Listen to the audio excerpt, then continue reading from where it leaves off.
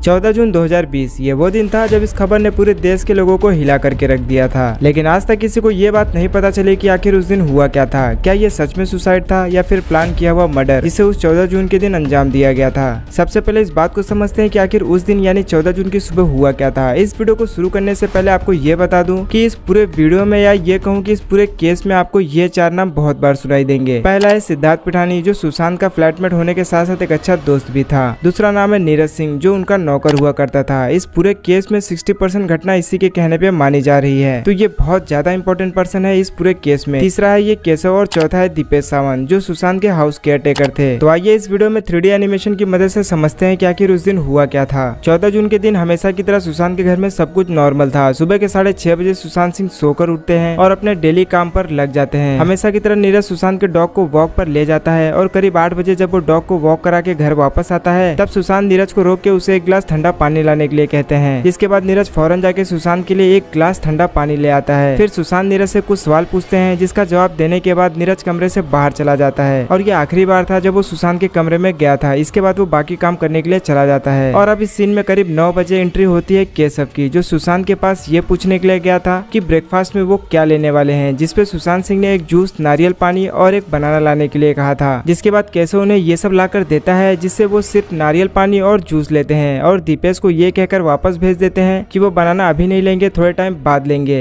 फिर इसी के साथ 9:30 बजे उन्होंने अपनी बहन से कॉल पर बात भी किया, जिस पर डिप्रेशन में होने के कारण उनकी बहन उन्हें काफी ज्यादा मोटिवेट भी कर रही थी। अब यही वो समय था जहां तक सब कुछ ठीक था, लेकिन अब आता है इस कहानी में ट्विस्ट। करीब 10:30 बजे सुबह केशव सुशांत के बेडरूम में ये पूछने के लिए गया कि आज दोपहर में वो क्या खाने वाले हैं। लेकिन यहाँ केशव को ये बात बहुत ही ज्यादा अजीब लगी कि डोर बंद था, क्योंकि स्टाफ का ये कहना है कि अकेले रहने पर वो कभी भी डोर को बंद नहीं रखते थे। अब केशव के नॉक करने के बाद भी जब डोर ओपन नहीं किया सुशांत ने, तब केशव ने नीरज को बुलाया और नीरज ने ये कहा कि शायद सर सो गए होंगे, तो हमें उन्हें ज्यादा डिस्टर्ब नहीं करना चाहिए। इसलिए दोनों ने उन्हें ज्यादा डिस्टर्ब नहीं किया। लेकिन जब समय काफी ज्यादा बीत गया और सुशांत ने डोर ओपन नहीं किया, अब केशव और नीरज ने उनके पास के फ्लैट में गए, जहाँ पहले से सिद्धार्थ और दीपेश कमरे में मौजूद थे और वो किसी टॉपिक पर चर्चा कर रहे थे। और जब इस बात की जानकारी इन्हें दी गई तो फौरन ही चारों ने फिर से दरवाजा खोलने की कोशिश की और सिद्धार्थ ने इसी के साथ सुशांत की बहन नीतू को भी इस बात की जानकारी दी, जिसके बाद तुरंत ही वो वहाँ से सुशांत के घर की तरफ निकल जाती है। अब काफी कोशिश करने के बाद भी जब रूम का दरवाजा नहीं खुला तो डुप्लीकेट चाबी की तलाश शुरू हो गई, जो एक हमेशा घर के बाहर वाले रूम में मौजूद होती थी। लेकिन उस दिन हैरानी की बात यह है कि वो चाबी अपनी जगह से गायब थी। खैर ये बात इस केस में बहुत ज्यादा इंपॉर्टेंट नहीं है। कुछ देर वेट करने के बाद चाबी वाले को बुलाया गया, जहाँ चाबी वाले ने लॉक की जांच करके ये बताया कि ये कंप्यूटराइज्ड लॉक है, जिसे चाबी बनाने में करीब 1 घंटा लगेगा और तोड़ने में सिर्फ 5 मिनट। तो सिद्धांत ने सिचुएशन को देखते हुए समय कम रहने पर ताला को तोड़ने के लिए कह दिया और लगभग 5 मिनट के अंदर ही लॉक को तोड़ दिया गया।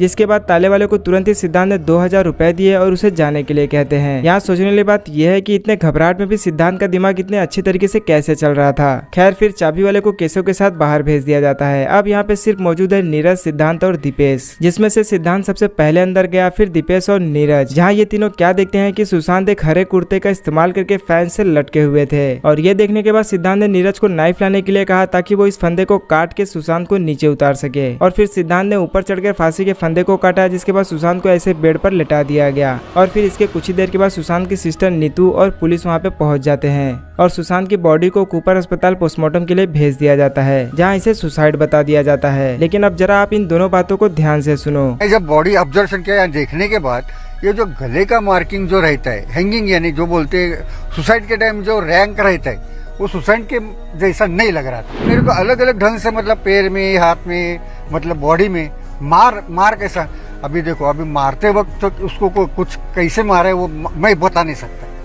वो मार लगेला अलग ढंग के था। रूप कुमार शाह ने बताया कि जब सुशांत की बॉडी को यहाँ पे लाया गया तो उनके गले और हाथों पे चोट के निशान मिले थे, लेकिन पोस्टमार्टम के रिपोर्ट में ऐसा कोई भी निशान का जिक्र नहीं किया गया है। इसमें मेंशन किया गया है कि इस पूरे एरिया में in spite of this such amount of pressure, इतना प्रेशर होने के बाद में भी कोई हैमरेज नहीं है, बिल्कुल भी कोई हैमरेज नहीं है, जो थोड़ा सा डाउट रेज करता है। अब यहाँ से ऐसे कई बातें हैं जो ये बताते हैं कि सुसाइड नहीं, ये प्लान किया गया मर्डर था। जैसे 13 जून की रात का कैमरा का रिकॉर्डिंग का बंद होना और हाथ पैर पर चोट के निशान के साथ साथ अलग तरीके से घाव दिखाई देना, साथ ही कोई सुसाइड नोट न मिलना उस आदमी को जिसे खुद ही डायरी लिखने का काफी ज्यादा शौक भी था। हालांकि अब तक सीबीआई भी इस केस में काफी ज्यादा कुछ पता नहीं लगा पाई है। इसके अगले वीडियो में ऐसे कई सवाल हम देखेंगे जिसका जवाब सीबीआई के पास भी नहीं है। ये तब होगा जब आप इस वीडियो पर 5000 लाइक पहुँचा देंगे।